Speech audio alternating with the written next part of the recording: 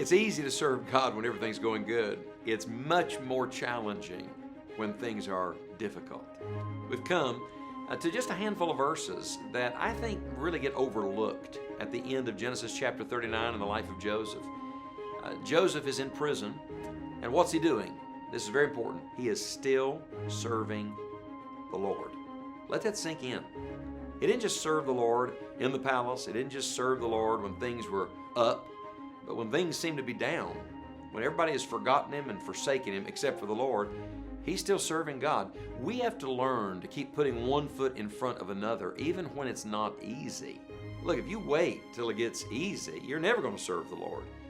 The victory is not after the battle, it's in the middle of the battle. The Lord's presence comes not after the storm passes, but right in the midst of the storm. And so we turn our attention to Genesis chapter 39, beginning in about verse number 20.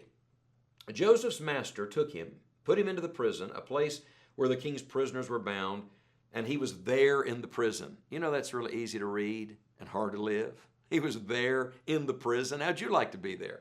He did right, too, by the way. Verse 21, but the Lord was with Joseph and showed him mercy and gave him favor in the sight of the keeper of the prison. And the keeper of the prison committed to Joseph's hand all the prisoners that were in the prison, and whatsoever they did there, he was the doer of it. The keeper of the prison looked not to anything that was under his hand, because the Lord was with him. And that which he did, the Lord made it to prosper. Now here we are, like bookends on Genesis 39. The chapter opens with the Lord with him, and it closes with the Lord with him, the Lord with him. The difference is the Lord was with him when things were going well, and the Lord was still with him when things were not going well. We're trying to emphasize in this particular part of the study that there's a spiritual war. We're in a conflict. Look here. Everything God ordains, Satan opposes. I promise you, if the Lord is moving you forward, there's going to be friction. The devil always fights whatever the Lord is doing. When Christ is building, the devil's trying to tear down. And that's what's going on here. There's difficulty, but God is at work in the midst of the difficulty, and we need to continue to work and serve the Lord in the midst of the difficulty as well. The one great truth in this lesson is that there is no shortcut to God's best, and there is no substitute for faithfulness. So everybody's looking for a shortcut. There's no shortcut. Everybody wants to find some cheap substitute. There's no substitute. You be faithful, and God will give you His best right where you are. Now, what we're going to do is concentrate on the closing verses where Joseph is in the prison, and we're going to learn 5 practical lessons. They're all very practical, and we hope will be personal to the people you're teaching it to. Number 1 is this: when it's difficult, number 1, do what you can where you are. Just do what you can. You can't do everything, but do what you can. Look at verse number 23 again. The Bible says that he was the doer of what was to be done there, in verse 22. And in verse 23, it says, that which he did, the Lord made it to prosper. Do you see the emphasis here on the doing? Now, I'm not suggesting that you can fix it all. He didn't change his circumstances. God had to turn the circumstances. But God did give him certain things that were his divine assignment for that time, and he just did it. Maybe you think your assignment today is not a fun one. And maybe today is not the happiest day of your life. But do whatever God has given you to do and trust the Lord to do the rest. So number 1, do what you can where you are. Number 2, learn to minister to others who are having a hard time. You see, when you come to the next chapter, chapter 40, this is where the butler and the baker come in. Do you remember this part of the story? They show up in prison too. Did you ever notice verse number 4? The captain of the guard charged Joseph with them, and he served them, and they continue to season and ward. He's serving the butler and the baker while they're all in prison together. Let me tell you one of the great secrets of Joseph's life. He was not a selfish man. We can all get pretty self-centered, can't we? You know why? Because sin is self-centered. We think only of ourselves. In our difficulty, we especially are prone to overstate our problems and concentrate on ourselves. We become what one old Bible teacher used to say to us, morbidly introspective. All eyes on ourselves. No. You must keep your eyes on the Lord, and when you keep your eyes on the Lord will help you keep your eyes on the needs of people around you.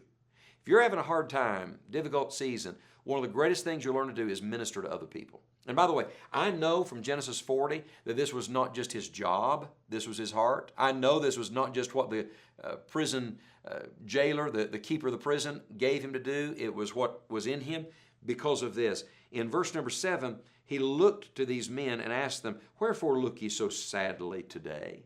This is beautiful. In verse number 8, do not interpretations belong to God? Look, he had to do his job, but he didn't have to care about how they felt. He didn't have to be concerned about them being sad. He didn't have to point them to the Lord, but that's exactly what he did. And so you become a minister even in the midst of your difficulty, and you'll experience more of the grace of Almighty God. The third thing in your difficulty, wait on God. Just wait on the Lord. Did you know that's the hardest thing to do? But waiting times are never wasted times when you're waiting on God. God's timing is always perfect. Verse number 1 of chapter 41 says this, "It came to pass at the end of 2 full years." Did you ever notice that? He was in jail for 2 years. 2 years. All we know is what happened with the butler and the baker during the 2 years. Outside of that, we know nothing else. I wonder what he did for 2 years. I'll tell you one thing he did. He waited on God. He was not waiting on Pharaoh. He was not waiting on better circumstances. He was not waiting on some human being to remember him. He was waiting on God. Could I tell you that when we teach this lesson, we need to challenge people not to be impatient with others and with circumstances, but instead keep their eyes on the Lord and wait on God. God's timing is always right. And maybe you're in a holding pattern. Maybe you're in the season where you're marching around the walls of Jericho silently. Maybe you're sitting in God's waiting room, but wait on the Lord, and God will do what He wants to do in His time. The fourth lesson that we can learn about serving the Lord in our difficulty is to refuse to get stuck in your past. Sound familiar? Remember where we started? You got to see the Lord in your past, but don't live there. Well, listen to Genesis chapter 41, verse number 52. This is so beautiful. God gives Joseph 2 sons. When he comes out of prison, he gets 2 sons, and he names them. But listen to, let's start in verse 50. "Unto Joseph were born 2 sons before the years of famine came, which Asenath, the daughter of Potiphar, priest of On, bare unto him. And Joseph called the name of the firstborn Manasseh, for God, said he, hath made me forget all my toil and all my father's house. And the name of the second called he Ephraim, for God hath caused me to be fruitful in the land of my affliction." He named one of his children Forgetting and the other one Fruitful. From a parent's standpoint, you ever forgotten one of your children? Your mom and dad ever forgotten you somewhere? That happens sometimes, you know. But the name had meaning. He said, when the firstborn came, I'm going to forget my past. I'm not going to live in it. And when the secondborn came, he named him Fruitful. I'm going to live for what God has for me now. If you want to serve the Lord in difficult seasons, refuse to get stuck in your past. Don't let a root of bitterness spring up in your life. It always brings bad fruit. And then one final thing, number 5, and this is a big one. It's one word. It's the word forgive. Next to waiting, this may be the other hardest thing to do. When you come to chapter 50 in the story, later in Joseph's interaction with his brothers, I just read this recently again devotionally and just stirred my heart. He says in Genesis 50 verse 20, "As for you, ye thought evil against me, but God meant it unto good, to bring to pass as it is this day, to save much people alive." He was willing to forgive others because he kept his eyes on the Lord. Remember, we forgive even as God, for Christ's sake, hath forgiven us. This particular lesson encompasses a huge swath of Joseph's life. That's why you may want to divide it up into different parts and deal with them one at a time. But the point is this: through all of the difficult seasons, all of the difficult circumstances, all of the difficult places, and all of the difficult people, Joseph kept serving the Lord in his difficulty.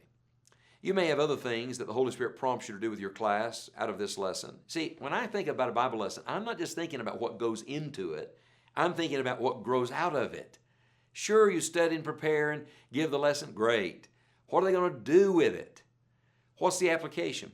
One of the applications God led me to for this particular lesson is to challenge students to find someone this week they can minister to. Write a letter. Make a phone call. Pay a visit to somebody.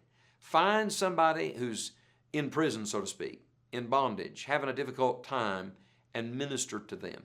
Because as we learn to minister to others, we learn so much more about the grace of God in our own life. Let's all, by the grace of the Lord, keep serving the Lord in our difficulty. One little footnote. One of the greatest things you'll use in teaching the Bible is how it has affected you. Next to the Word itself, how the Word has worked in you is one of the most profound ways to get a truth across.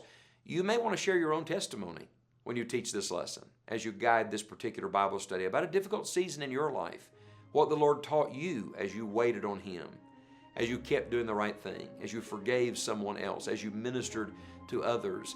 And let your testimony not lift you up as the example, but lift up the Lord's way as always being the right way.